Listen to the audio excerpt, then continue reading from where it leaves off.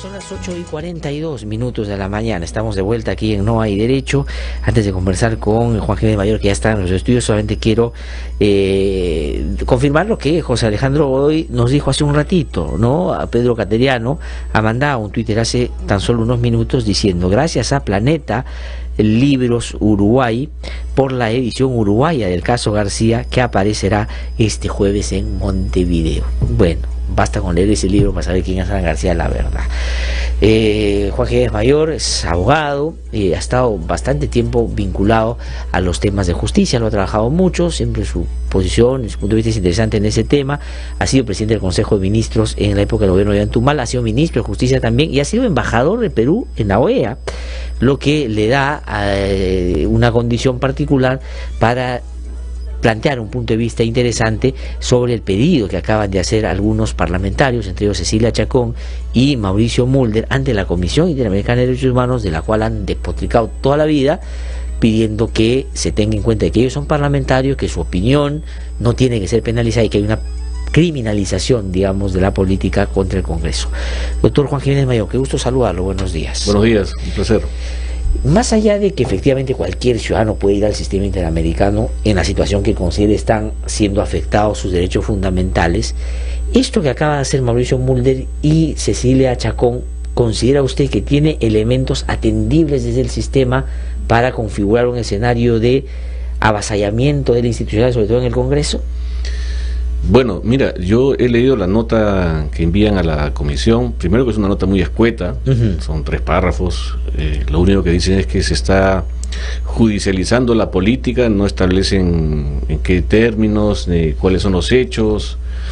O sea, eso en realidad no califica como una petición, que califica básicamente como una nota informativa muy general, que no aporta ningún elemento de lo que ellos están afirmando.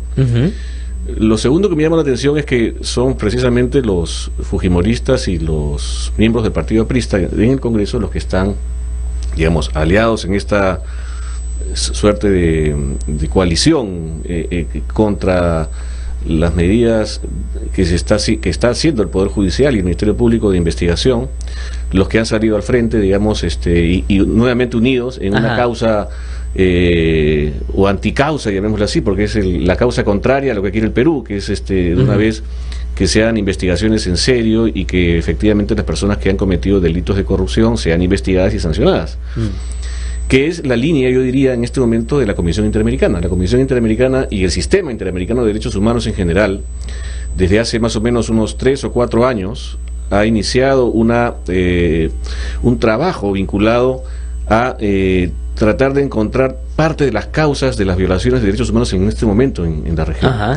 Y eso está vinculado el día de hoy, aunque le pese a los fujimoristas y a los apristas, en temas de corrupción. La corrupción es un factor de lesión, de violación de derechos humanos, porque al insertarse, digamos, delitos que buscan extraer recursos del Estado, lo que está ocurriendo es que esos dineros, esos recursos que deberían servir para los más pobres, para la generación de derechos, para darle contenido a los derechos fundamentales, están siendo desviados y están perjudicando a la población, afectando los derechos humanos. De acuerdo. Entonces, yo diría que esta posición es absolutamente contraria a la que tiene la Comisión Interamericana en este momento, y como siempre está absolutamente desatinado lo que hacen en esta materia, ¿no? De acuerdo.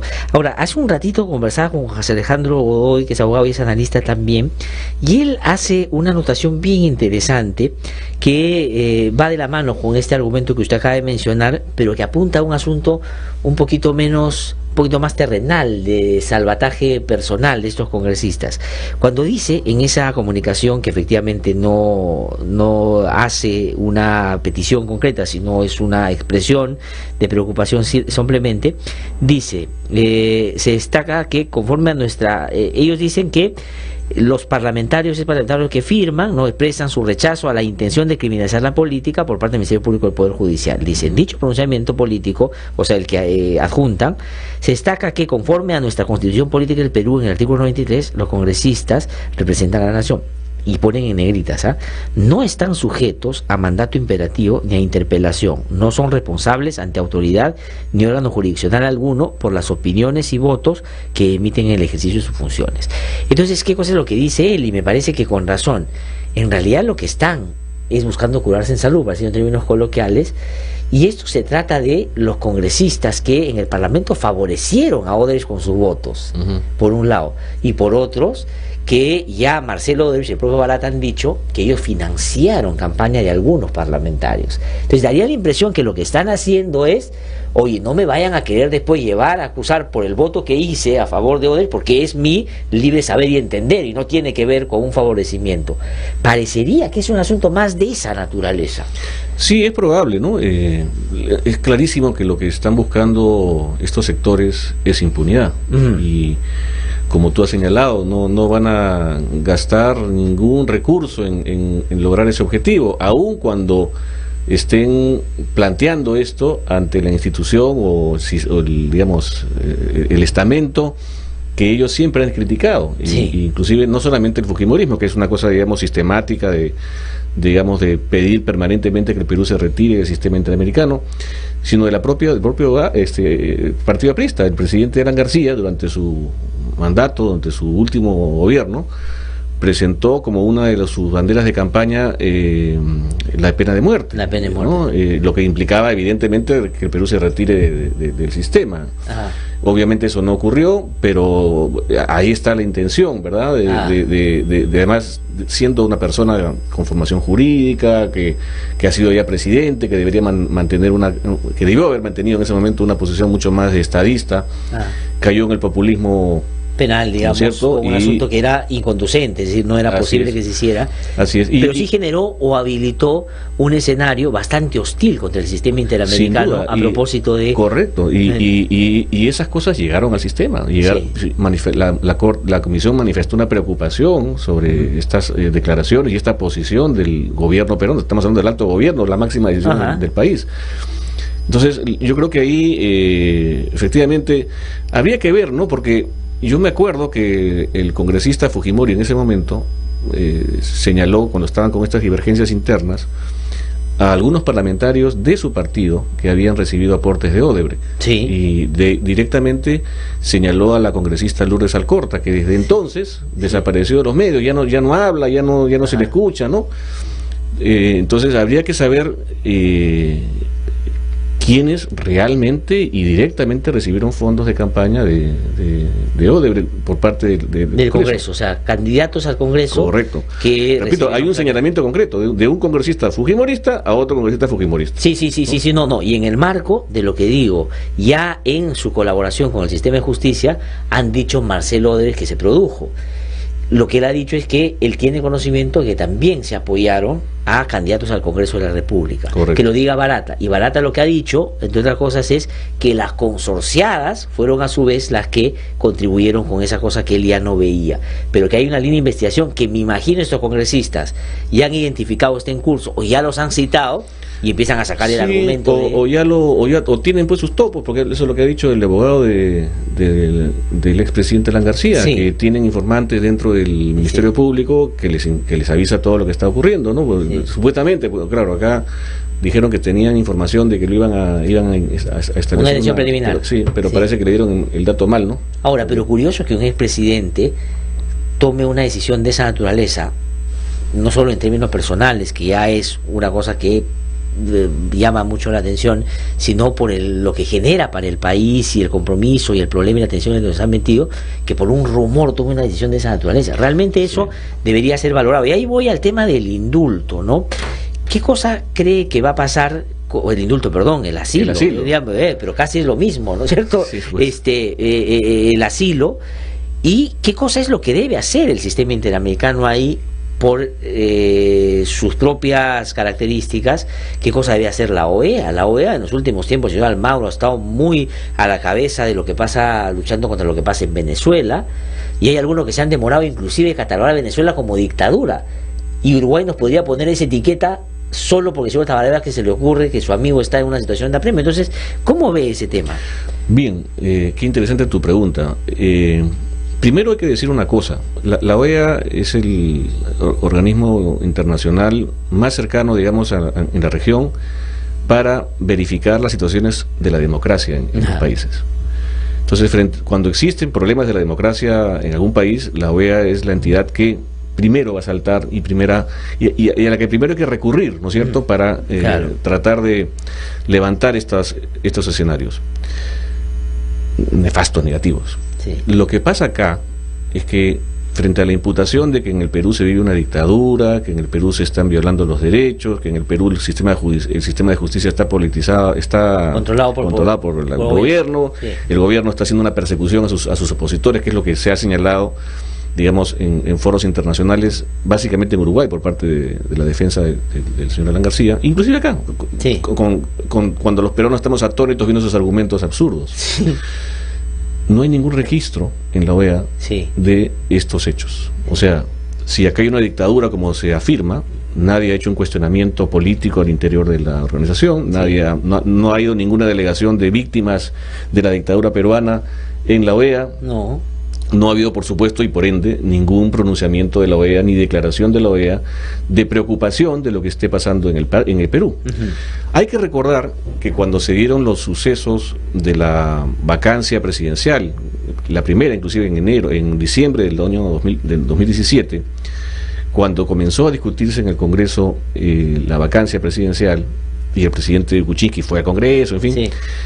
La OEA envió una delegación que estuvo en las galerías del Congreso. Eso es interesante, sí. Entonces, esta delegación vino como observador del proceso político en ese momento frente a lo que el presidente Kuczynski sí envió un registro a la OEA señalando de que aquí... O sea, el único registro de problemas que había en el Perú que podían afectar al sistema democrático, más bien es del atentado que hacían los aprietes comunistas contra el gobierno en ese momento. Correcto, correcto. O sea, fue una nota de alerta que envió el presidente Kuczynski frente al intento de su vacancia presidencial. Sí. No hay que olvidar que hemos tenido estos episodios en la región. Dilma Rousseff salió por un impeachment. Sí. El presidente Lugo de Paraguay también fue cesado por el Congreso. Entonces, en los últimos años, el caso peruano ha sido el tercero, digamos, que yo recuerde, que en donde ha habido un recambio presidencial a partir de una decisión del Congreso. Lo cual siempre genera una alerta en el sistema, porque a veces no se cumplen bien los parámetros. Por ejemplo, en el caso de Paraguay, hubo una sanción por parte de la OEA. Sí.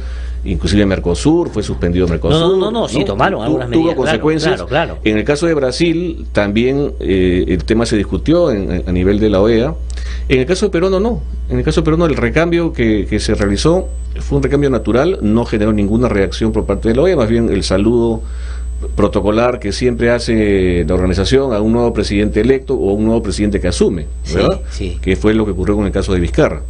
Desde entonces el Perú salió del radar y se ha mantenido como un país exactamente en la órbita democrática y que mantiene, por supuesto, la esencia de la democracia con independencia de poderes. Y en la mañana muy temprano cuando conversamos aquí, efectivamente conversamos con Diego García Sayán y él decía que en Naciones Unidas tampoco no hay ninguna siquiera comunicación en esa dirección. Y eso es interesante porque es la relatoría de independencia, que es exactamente. Porque acá la imputación, digamos, es que la justicia ha hecho un golpe... controlada por el Ejecutivo. ¿No? Un golpe de Estado desde unas instancias... Un golpe de Estado judicial controlado por el gobierno. Y no hay ninguna queja frente al relator, que además tenemos aquí muy cerca. Sí, pues el único acto preparatorio de esta fantasía de golpe fue lo que los propios... el propio Alan García lo hizo a través de Twitter. ¿No?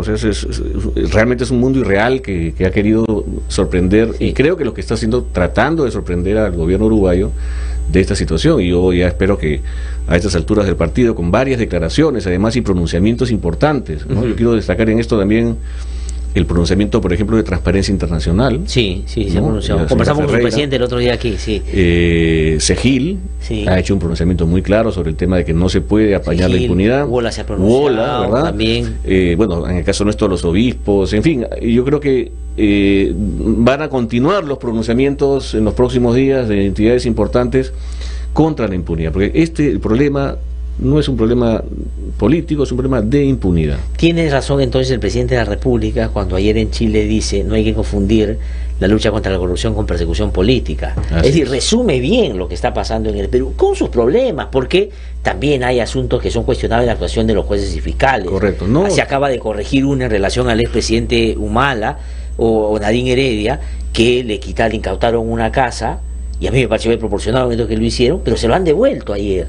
No, o sea, en el sentido de que el propio sistema tiene la posibilidad. Así es, y ese es el tema, ¿no? O sea, que ojalá Uruguay, y yo espero que el embajador aquí esté enviando cables, informando de lo que está pasando en el país, en los temas positivos, porque una de las garantías del debido proceso es la instancia plural. La posibilidad que tiene la defensa de un imputado de poder cuestionar una resolución y obtener una resolución distinta del superior. Y en el Perú tenemos instancia plural. O sea, si no estás de acuerdo con la medida de impedimento de salida, la puedes apelar. Si no estás de acuerdo con la medida de prisión preventiva, y es lo que está ocurriendo. Las personas imputadas que están siendo investigadas están impugnando las resoluciones. Entonces, y en un caso le están dando la razón. Y así es. Entonces, ¿de qué abuso estamos hablando? Si la instancia plural funciona como sí funciona en el Perú, esto no tiene ningún sentido, no tiene forma. Ahora, doctor Joaquín, tengo que ir terminando preguntándole por lo que va a pasar el 9 de diciembre, que hay ese referéndum, el presidente con razón ha invitado a todos a participar, y la gente está muy, no voy a decir animada, pero yo creo que va a ir masivamente a participar, y el presidente ha marcado un poco lo que él haría, ¿no es cierto? Ha dicho que va a marcar sí, sí, sí, no. Pero la pregunta en relación a eso es, porque usted no solo sabe de estos temas que estamos hablando, sino ha sido presidente del Consejo de Ministros. El 10 de diciembre, ¿cómo amanece el país? Así gane lo que el presidente ha planteado. Porque eso no va a resolver, va a comenzar todos los problemas que tiene el país, y seguramente va a tener el que encaminar algunas otras reformas o mejorar la gestión, porque la gestión tampoco está yendo bien en términos, si uno quiere, más sectoriales. Hay una serie de problemas ahí que ya se han podido evidenciar.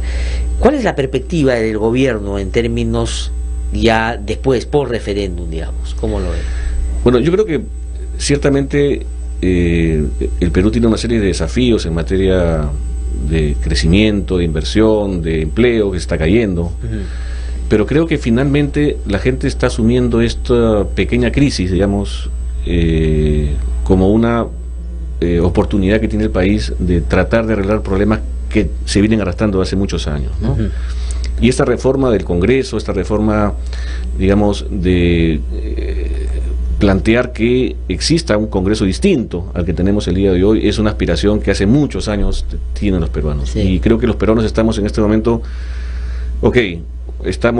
vamos a soportar este momento difícil desde el punto de vista, digamos, de la gestión pública, económica, porque este enfrentamiento entre los políticos nos está generando este daño, pero salgamos de esta. Y esto es una suerte de pacto político de los peruanos para poder revertir la situación, ¿no? Luego pensaremos en los temas económicos, de empleo, y creo que esa va a ser justamente la agenda que tú dices a partir del 10 de diciembre en adelante de lo que venga. A mí lo que me preocupa en este momento es que la próxima semana, ¿no? Creo que la próxima semana ya tenemos la elección del presidente del Poder Judicial. Del Poder Judicial. Y claro, 3 o 4 días después tenemos el referéndum, ¿verdad? O sea, el tema del referéndum puede pasar desapercibido, un hecho fundamental, ¿no es cierto? Porque ha sido el epicentro de la corrupción del problema. Entonces, el asunto es, además, que este va a ser el presidente o la presidenta de la reforma de la justicia, la que va a conducir. Ahora, pero ahí se ha empezado a discutir la posibilidad de que el doctor Prado Saldarriaga pueda ir a una elección, porque en realidad no sería una reelección, porque él entró por circunstancias muy particulares. ¿Está de acuerdo con eso? Yo estoy absolutamente de acuerdo, porque lo que ha demostrado el doctor Prado en estos meses es una presidencia muy ponderada, muy bien sustentada, con liderazgo dentro del Poder Judicial. Pero entiendo efectivamente lo que tú dices, ha habido una suerte de acuerdo entre los supremos de que no podría él ser elegido, lo que corresponde a una interpretación bastante sesgada y bastante, digamos, disminuida, digamos, de lo que podrían ser los propósitos de salidas al problema en este momento. No, porque es una situación excepcional, no puedes estar aferrándote a, digamos, ese tipo de acuerdos, inclusive si los hubo, tienes que pensar qué vía le das. Tengo que terminar con una pregunta que me piden aquí, que se la haga de todas maneras, y tiene razón, no me había yo percatado, y tiene que, dentro de los firmantes de este pronunciamiento, que ponen o adjuntan tanto Chacón como Mulder ante la Comisión Interamericana, firma Víctor Isla, que ha sido presidente del Congreso del Partido Nacionalista, cuyo líder, el señor Humala, hace poco se ha pronunciado diciendo que no hay persecución, y más bien aquí hay un pronunciamiento que va en el sentido contrario. Sí, bueno, habría que preguntarle al señor Isla cuál es su motivación o su anticucho, ¿no? Yo lo que sé es que el señor Isla renunció al partido del señor Humala hace tiempo. No, sin duda, pero no, digamos una cosa que ha renunciado, fue presidente del Congreso sí, no, por el Partido Nacionalista. Estoy absolutamente de acuerdo. Y yo no en este momento yo no soy representante del Partido Nacionalista. No, yo sé, pero no, a lo que voy es fortalecer la idea de que hay persecución. Sí, no, absolutamente es desatinado. Por eso digo, ¿cuál es su motivación o cuál es su anticucho? No sé. Doctor Joaquín de Mayor, muchísimas gracias por haber venido a conversar con nosotros. Sí, muy amable, que le vaya muy bien. Tengo que ir a una pausa, regreso en un instante, son las 9:02 ya de la mañana. Vamos a darle el pase a nuestros colegas, quienes están en Suanchante, Wilder Orbegoso y Fernando Moreno, todos. Saludos amigos, vamos con los titulares.